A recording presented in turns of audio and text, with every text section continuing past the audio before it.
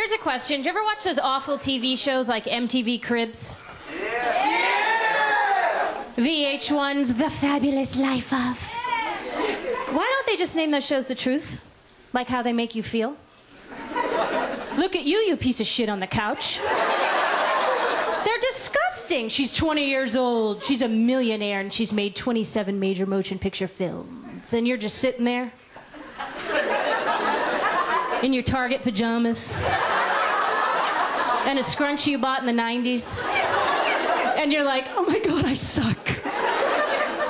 And then what do? You drink too much. You do drugs. You spend money you don't have to feel better about yourself, which is what you're probably doing right now. Okay, so don't watch those shows, but if you find yourself watching them, you get strong. Take your remote. Watch Little Cops. You'll be like, oh, I'm doing okay. Yeah, I'm better than the guy with no shirt. And if you can't find cops, shut that TV off. Get in your car, drive to Walmart, and look around. Oh, I'm doing pretty freaking good, actually. Yeah, I'm better than the guy with no shirt.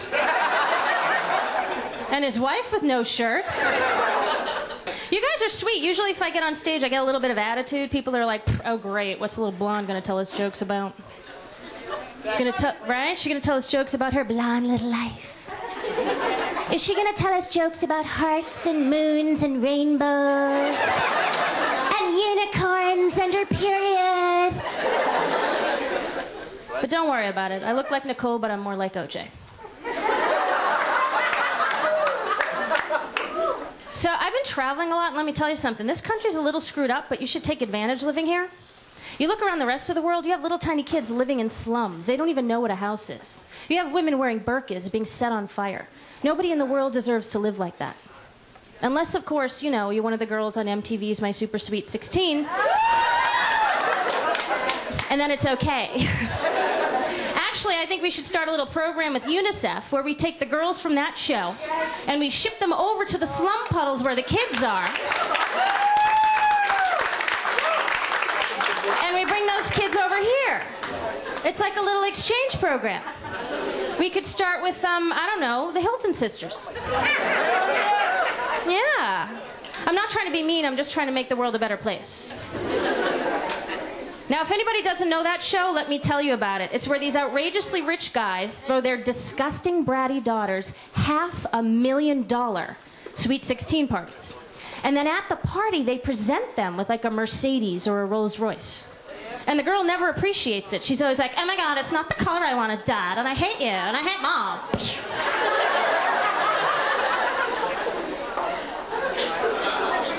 Now, I hate to be the bearer of bad news, but if Daddy buys you a Mercedes and Daddy throws you a $500,000 party, Daddy wants to fuck you.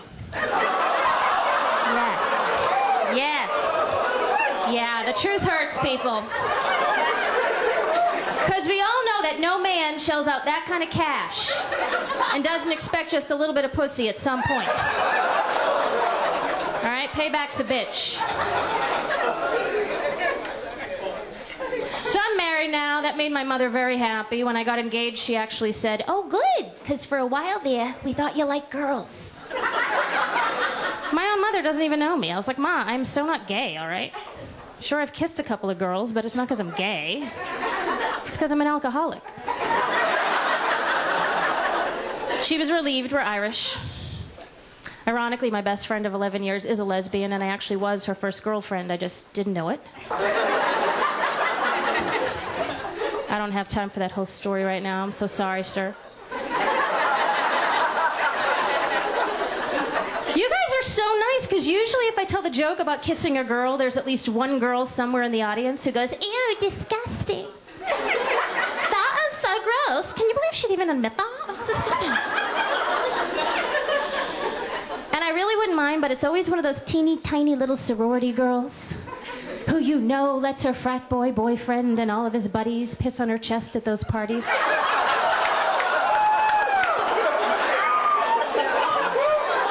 I know. I don't know who they think they're kidding.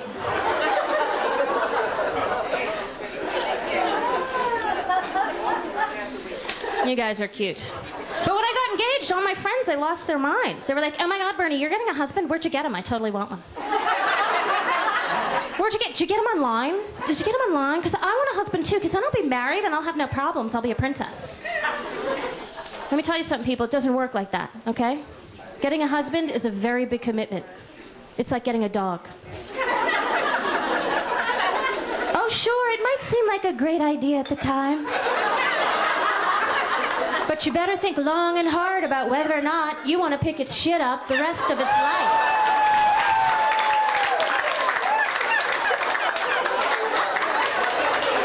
Oh, yeah. And that dog's only going to last you 10, 12 years tops. Okay, that man, you could drop dead 95 years old picking up his shit. Is that really how you want to go? Clutching your heart with one hand and a pair of tighty-whities in the other? Is that how you want the CSI people to find you? And don't get me wrong, I adore my husband. He's the biggest blessing in my life. And he's so cute. Oh my God, if I weren't married to him, I would totally fuck him.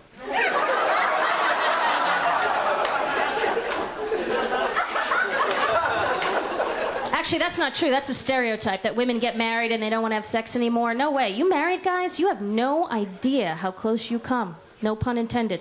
All right? 7, 8, sometimes 15 times a day, you are this close to getting laid. But then you open your mouth.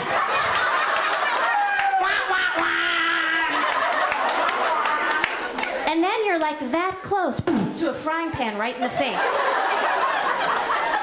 How could you be that close to sex and death in 10 seconds and not know it? How could that happen? My husband said to me one time, he goes, hey, Bernie, you know something? You'd be cuter if you just put a little, self-tanner all over yourself. Yeah, he's a genius. I was like, really, honey? Do you know what would look good all over me? Brad Pitt. Yeah. And he has no idea how close he comes to death, because I'm female, so I'm very violent by nature. We're made to be violent by nature, right? We're raised that way. We're raised to be like, oh my God, whatever you want. No, it's all about you. It's all about you.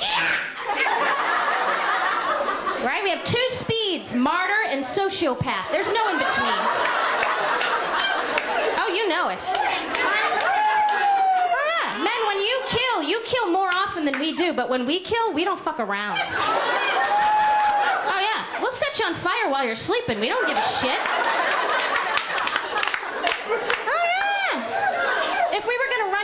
Would we hire a hit and run? No way. We'll run you over 7, 8, 15 fucking times. You saw that dentist's wife in that Mercedes. She did wheelies over that fucker with his daughter in the car. Every woman across the country was like, oh, I see it. Every husband was like, what? Oh, yeah, I thought about doing that to you. What are you, stupid? Sometimes I look at my husband, I'm like, you poor bastard. I almost stabbed you in the back of the neck. 3 times tonight. You have no clue, do you? I look at the dog. The dog's like, I totally saw it. Jeez. Shit, what do I do? Do I pick sides? I'm a pit bull, so I'm going to get blamed for this shit. Oh, God.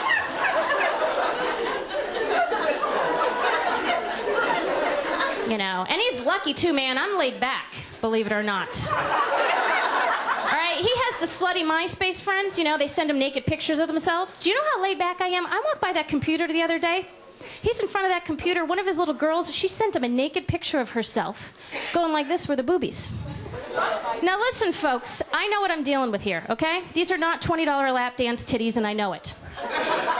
But I could get 10 grand for these puppies in Taiwan. Pedophiles would pay big money for this shit. Do you understand me? All right? So he's so lucky. I walked by the computer. All I said was, wow, she's got nice boobies. Do you know what that bastard said to me? Oh, really? Honey? Well, I'll buy you a pair of those. Can you believe? Which I would never let him do, because then I'd be obliged to buy him a big black dick.